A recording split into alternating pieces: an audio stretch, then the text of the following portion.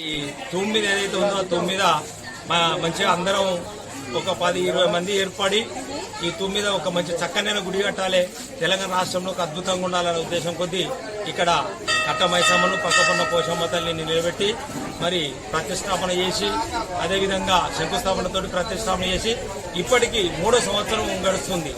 మరి ఎంత సత్యంగల తల్లి అంటే పెళ్లి కానోళ్ళకు పెళ్లి, పిల్లలు కానోళ్ళకు పిల్లలు, దాదాపు అదేవిధంగా చదువులలో ఫస్ట్ రావాలని మొక్కితే కూడా ఆ రకంగా కోరికలు నెరవేరినాయి. ఇక్కడ తొట్లలు కూడా చాలానే కట్టారు. దీనికి తోడు మొన్నటికి మొన్న ఇక్కడ ఒక నాగదేవత విగ్రహం పెడతామనంటే ఇక్కడ కొంతమంది అభ్యంతరం చెప్పడం వలన ఆ నాగదేవత విగ్రహం కూడా బంద్ చేసినాం. అక్కడ ఆ సత్యంతో ఇక్కడ ఉన్న కొట్టేసిన 50 చెట్టుకే నాగపడిగలు 2, 5 పడిగలు, 3 పడిగలు నాగపడిగలు వచ్చినాయి. చాలా విచిత్రం, అద్భుతము. చాలా మంది కూడా చూసిపోయిన వాళ్ళు, మీడియా వాళ్ళు అందరు చాలా మంది వచ్చిండ్రు.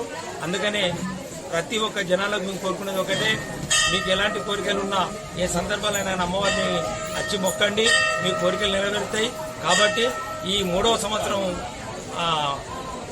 వార్షికోత్సవ సందర్భం కార్యక్రమం నెరవేరుస్తున్నాం కాబట్టి చాలా బ్రహ్మాండంగా అద్భుతంగా జరిగింది. కాబట్టి మీ అందరికీ 3వ సంవత్సరం వార్షికోత్సవ శుభ సందర్భంగా శుభాకాంక్షలు.